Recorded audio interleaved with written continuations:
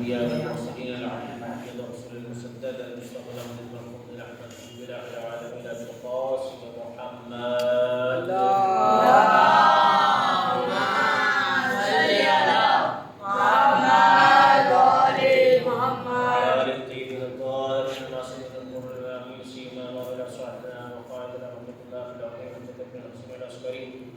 روحي وارواح العالمين له الفداء واللعن الدائم على اعدائه والفضائل من اعداء الله يوم الدين. اما بعد فقد قال الله الحكيم في القران المجيد بسم الله الرحمن الرحيم فانتظروا فاني معكم من المنتظرين. محمد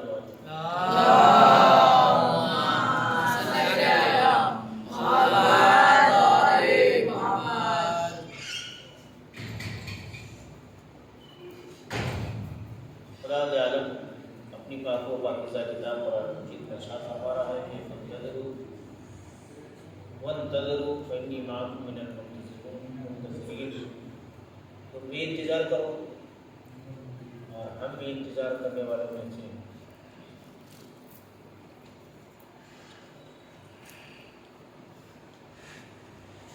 انسانوں کا کسی کا انتظار کرنا تو سمجھ میں آتا ہے، لیکن خدا کا انتظار کرنا، خدا کہہ رہا ہے میں بھی تمہارے ساتھ انتظار کر رہا ہوں، ویٹ کر رہا ہوں، ویٹنگ میں لگا ہے۔ اللہ کسی کا ویٹ کرتا ہے تمام اختیار ہے اس کے، لیکن دو چیزیں، ایک انتظار اور ایک صلوات۔ ان اللہ وملائکتہ یصلون علی النبی، ان اللہ وملائکتہ، اللہ اور اس کے ملائکہ، یصلون علی النبی، صلوات پڑھتے ہیں نبی کے اوپر۔ یا ایھا الذین آمنوا صلوا علیہ وسلموا تسلیما، اے ایماندارو تم بھی صلوات پڑھو۔ کون؟ ان اللہ و ملائکتہ، اللہ اور ملائکہ، اللہ اور اس کے ملائکہ بھی صلوات پڑھتے ہیں نبی کے اوپر، اور تم بھی مومنو اگر مومن، یا ایھا الذین آمنوا، اے ایمان والو اگر ایماندار ہو تو کیا کرو؟ صلوا علیہ وسلموا تسلیما، ان پہ صلوات پڑھو اور انہیں تسلیم کر لو اور ان کو سلام کرو۔ دو چیزیں ہیں کہ جس میں خدا ہمارے ساتھ ہے، ایک پیغمبر پہ صلوات اور دوسرے انتظار امام زمانہ علیہ السلام۔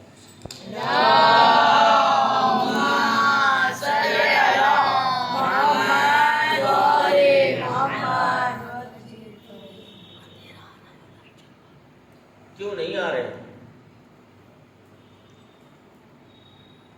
پیغمبر اسلام جب آئے تھے تو انہوں نے کہا تھا میرے فرزند کا زمانہ قریب ہے، انتظار کرو۔ مولا کائنات ہے، انہوں نے فرمایا میرے بیٹے کا انتظار کرو، وہ بہت قریب ہے۔ چوتھے میں، پانچویں میں، چھٹے میں، ساتویں میں، آٹھویں میں، نویں میں، 11ویں میں، کسی کی ایج 57 برس ہے، 58 برس ہے، 45 برس، ایسے ہی کتنے برس گزر گئے، لیکن کیا امام آئے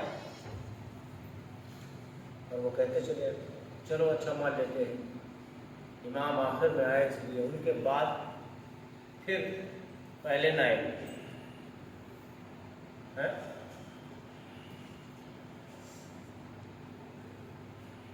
محمد بن عثمان، حسین بن روح ہے،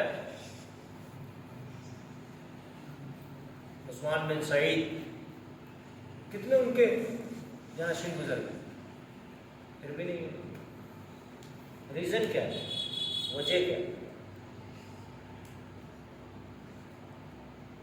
بھائی اگر کوئی ہمارا مہمان نہیں آ رہا ہے ہمارے گھر پہ تو اس کی چند ہی وجوہات ہیں. یا تو وہ جانتا ہے کہ ہمیں مہمانی کرنے کی تمیز نہیں، ریسپیکٹ نہیں کرتے، صحیح سے مہمانی نہیں کرتے، اس لیے نہیں آتا. یا تو وہ مجبور ہے اور وہ کہتا ہے کہ میں مجبور ہوں. وہ اختیارات کل رکھتا ہے، وہ اتنا اختیار رکھتا ہے کہ اگر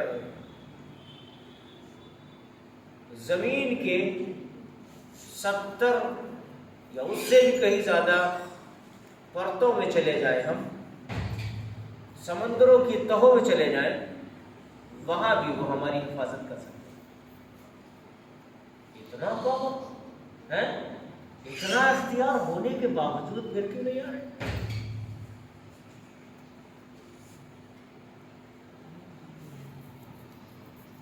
اس کا مطلب یہ ہے کہ ہمیں مہمان نوازی نہیں آتی. اور مہمان نوازی کے لیے شرط ہے، امام فرماتے ہیں تم اپنی دعاؤں میں میرے لیے دعا مانگا کرو، میرے لیے دعا کیا کرو. یہ بہت آسان ہے میرے عزیز بچوں کہ بیٹھ کے دعا پڑھنا، بسم اللہ الرحمن الرحیم اللہم صل علی ولیک الحمد، لیکن اندر سے کوئی کبھی کسی وقت کسی بھی دعا میں یہ مانگتے ہو پروردگارہ مجھے کامیاب کر دے امتحان میں، میرے ممی پاپا صحیح رہے، میرے دوست اچھے رہے، مجھے مریض ہے بیمار ہے ان کو صحت یابی ہو جائے اور میرے گناہوں کو بخش دے. لاسٹ کیا رہ گیا؟ پروردگارہ میں جس کا عاشق ہوں اس معشوق کو بھی بھیج دے، اس امام کو بھی بھیج دے جس کا ہم انتظار کریں. اپنی دعاؤں میں دعا امام زمانہ، امام کے لیے طلب کرنا بہت ضروری. اگر ہم امام کو یاد نہیں کر رہے کل پرسوں اور اس کے بعد، یہ 3 تاریخیں. پہلی تاریخ ہے کہ جس میں امام حسن مجتبیٰ کو خارجیوں نے زخمی کیا. دوسری تاریخ وہ ہے کہ جس میں خیبر فتح ہو. تیسری تاریخ شہادت موسیٰ ابن جعفر علیہ الصلوۃ والسلام.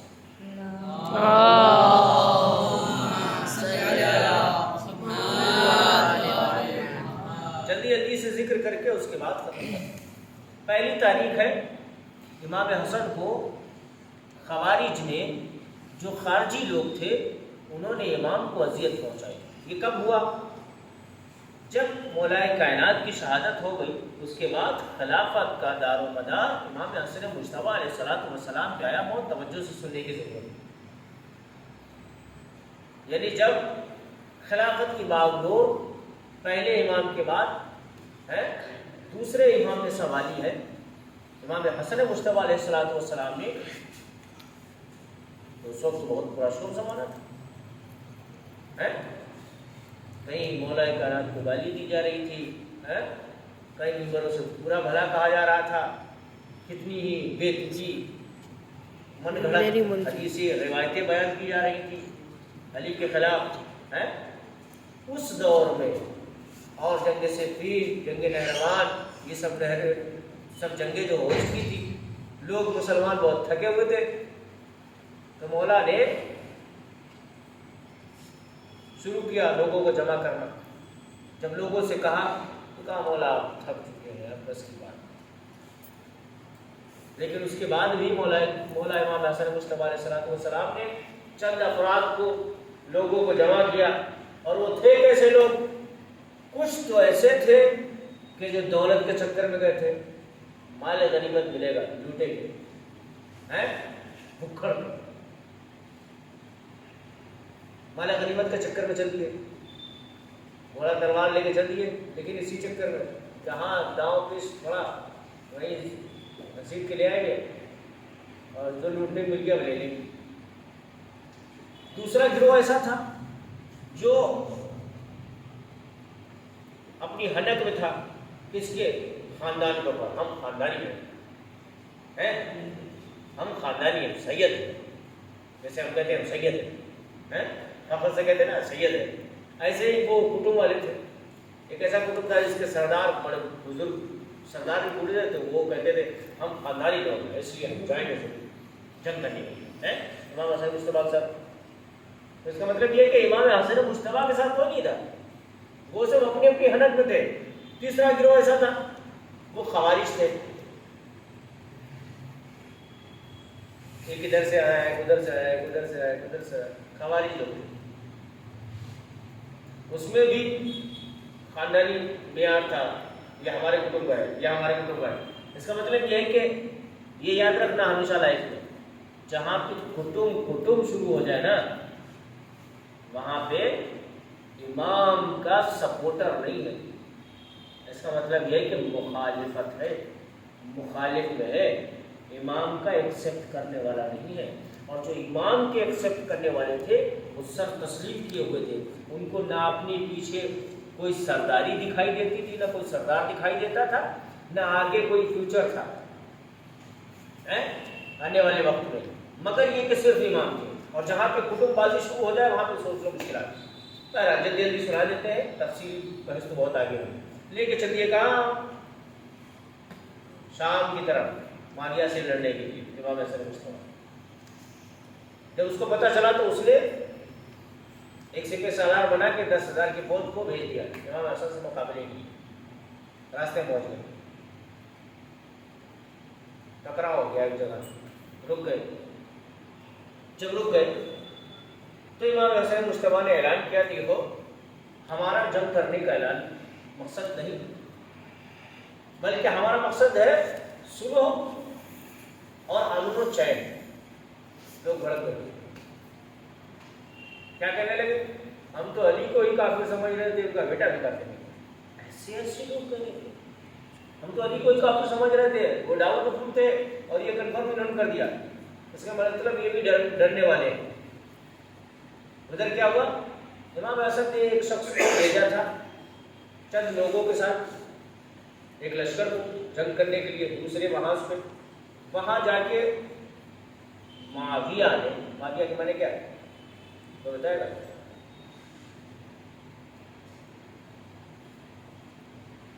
ہچ یا ڈاگ،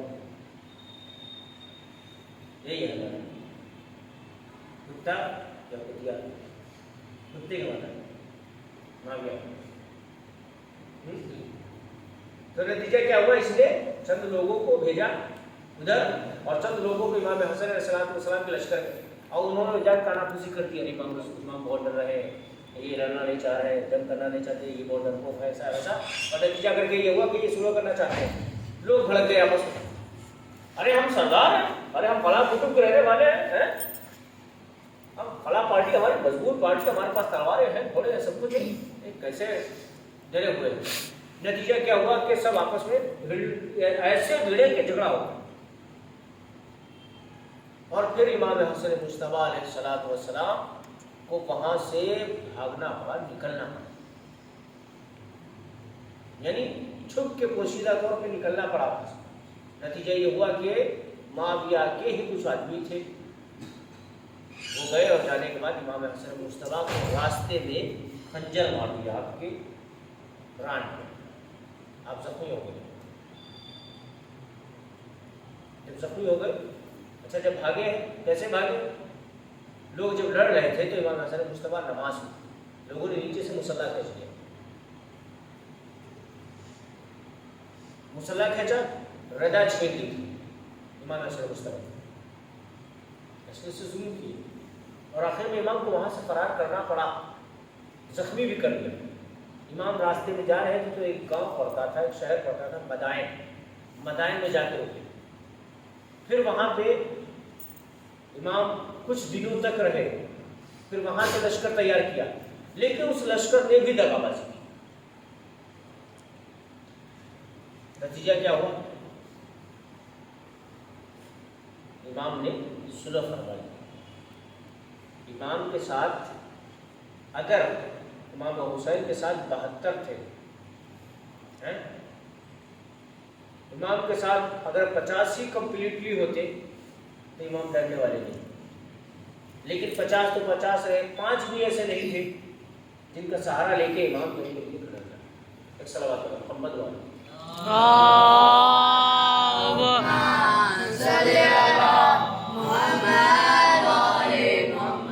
خیر اس کے بعد کیا آتا ہے؟ جنگ خیبر، بہت لمبی ہے جو ہم سنا نہیں سکتے، لیکن شارٹ کٹ میں سنا دوں کہ جب 39 دن تک مولا رسول اسلام جو ہے جنگ پہ گئے ہوئے تھے، کفار سے لڑنے کے لیے، مشرکین سے لڑنے کے لیے، یہودیوں سے لڑنے کے لیے۔ خیبر ایک بہت بڑا قلعہ تھا جس میں یہودیوں کا مال و زر، خزانے، کنیزیں، تمام چیزیں وہاں پائی جاتی تھیں۔ وہ اہل بیت یا یہ کہا جائے اسلام کے دشمن، اس خیبر کو فتح کرنے کے لیے پیغمبر اسلام گئے، پہلے دن پہلے صاحب کو بھیجا، چلے آئے۔ جب چلے آئے تو حضور نے فرمایا کیوں بھاگا ہے؟ لشکر کرنے لگا، ارے سردار ہی نہیں ٹکے آگے۔ سردار کہہ رہے ارے یہ لشکر ہی نہیں ٹک رہا تھا، رکا ہی نہیں۔ دوسرے کو بھیجا، دوسرے خلیفہ کو، وہ گئے، وہ بھی بھاگ گئے۔ حضور نے پوچھا کیا آج کیا ہو گیا؟ کہنے لگے حضور وہ خلیفہ صاحب آگے بڑھ ہی نہیں رہے، اور تو سردار بنا دیا لشکر کا۔ تیسرے کو بھیجا، وہ بھی ایسے نکلے۔ آج جب تین کے تینوں ہار گئے تو پھر حضور کو آخر بلانا پڑا اور پڑھنا پڑا ناد علی مظہر العجائب۔ یہ ناد علی وہی پڑھی تھی مولا نے جو رسول کی بھی مدد کو پہنچے، اس کو علی ابن ابی طالب کہتے ہیں۔ صلوات پڑھ محمد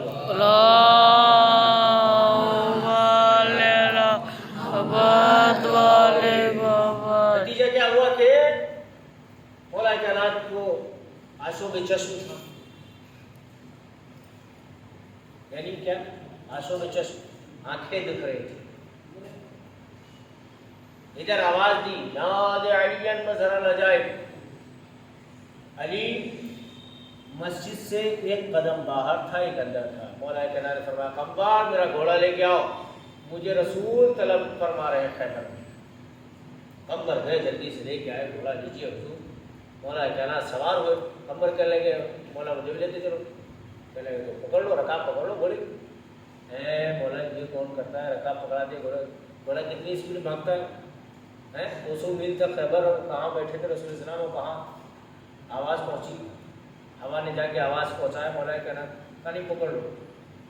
اور ادھر قمبر نے گرنا شروع کر دیا، 1 2، مولا نے کہا گنو، 1 2 3۔ جب 3 کہا تو مولا نے کہا تینوں کو چھوڑ دو، آ گئے خیبر میں۔ نتیجہ کیا ہوا؟ جناب مولا کائنات خیبر پہنچ گئے، اور پھر جناب مولا رسول اسلام نے دوسرے صبح جو ہے اپنا خول پہنایا، اپنی تلوار دی اور کہا کہ علی جاؤ جنگ کرنے کے لیے۔ مولا کائنات پہنچے، اور وہاں پھر وہی مرحب بسر آیا نظر، آدھا ادھر آدھا ادھر، وہ مقابلے بھی آیا۔ اور آنے کے بعد مولا کائنات سے شارٹ کٹ میں سنا رہا ہوں، ان کی تفصیلی باتیں بہت ہیں اس میں، اگر سنانے بیٹھ جاؤ تو اللہ اللہ کو لگ جائے گا، لیکن ٹائم نہیں۔ نتیجہ یہ ہوا کہ مولا کائنات نے جنگ کو جیت لیا،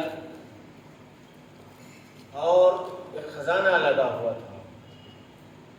مولا نے دیکھا کہ دور پہ کچھ بچے، کچھ خواتین کھڑے ہوئے۔ مولا نے کہا قمبر یہ کون ہے؟ کہا بلا کے لایا۔ جب وہ قریب آئی تو مولا نے پوچھا کیا بات ہے، کیوں یہاں پر؟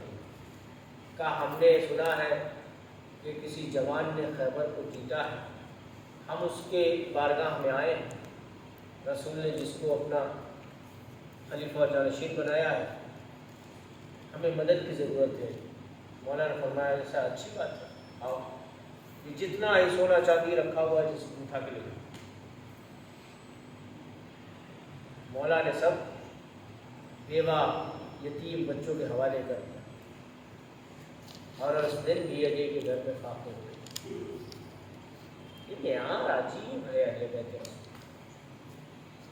کہ دوسروں پہ لٹا رہے ہیں، اپنے آپ فاقے رہتے ہیں۔ ایسا کون کرتا ہے؟ ہم تو ایک دن روزہ رکھتے ہیں، شام کو سوچتے ہیں اتنے تسلے میں فروٹ رکھتے ہیں سب نہیں کھانا ہے نہیں ایسا؟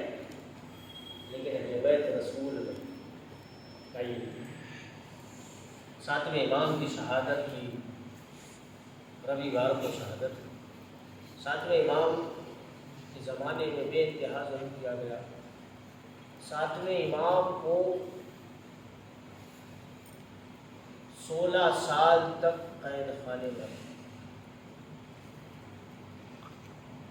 اور نتیجہ یہ ہوا کہ آپ کے جسم کا گوشت پگھل چکا تھا، بس جسم پہ ہڈیاں ہی موجود تھیں، وہ بھی اس قدر لاغر نہیں، جب سجدے کی حالت میں جاتے تھے تو ایسا معلوم ہوتا تھا کہ کوئی کپڑا پڑا تھا۔ امام موسیٰ کاظم علیہ السلام سندھی شاہد جو سب سے بڑا جلاد تھا اس کے حوالے کیا ہارون رشید نے۔ نتیجہ یہ ہوا کہ امام علیہ السلام کو اس نے اس قدر اذیت دی کہ مولا نے دعا کرنا شروع کی، پروردگارا مجھے جلد سے جلد موت دے دے۔ اب موسیٰ کے جعفر کو برداشت نہیں ہوتا، اس قدر ظلم سہے ہمارے اماموں نے۔ امام موسیٰ کاظم علیہ السلام کو زہر دے دیا گیا، 3 دنوں تک مستقل امام اس زہر کی وجہ سے تڑپتے رہے، تڑپتے جب وقت آخر آیا تو انتقال کر گئے، اور اسی حالت میں تھے کہ ہاتھوں میں کڑی تھی، پیروں میں بیڑیاں تھیں، گلے میں خاردار توق تھا۔ اسی حالت میں ہارون رشید نے اٹھوا کے امام موسیٰ کاظم علیہ السلام کو لے جا کے بغداد کے پل پہ رکھوا دیا، اور آواز دینے والا دے رہا تھا، آواز کہ رافضیوں کا امام بن گیا، یعنی شیعوں کا امام بن گیا۔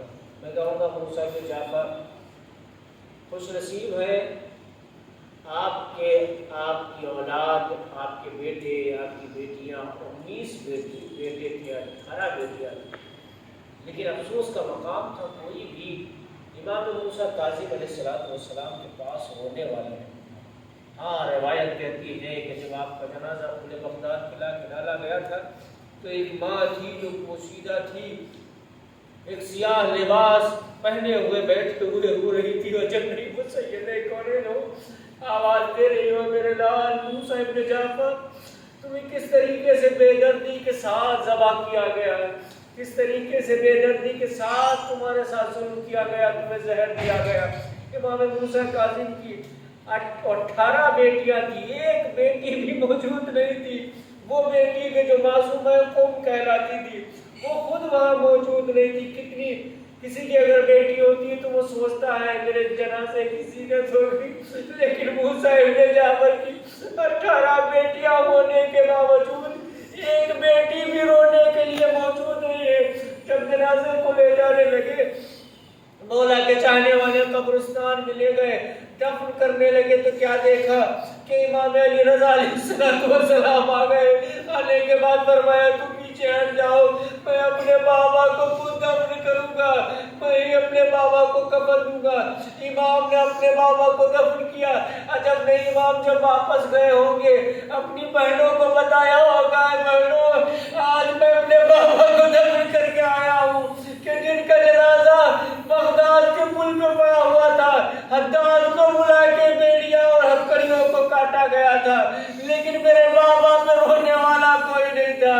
ایک دکھیاری ماں تھی سیدہ کونین جو آنسو بہا رہی تھی، کہہ رہی تھی میرے لال تمہیں رہی۔ اللہ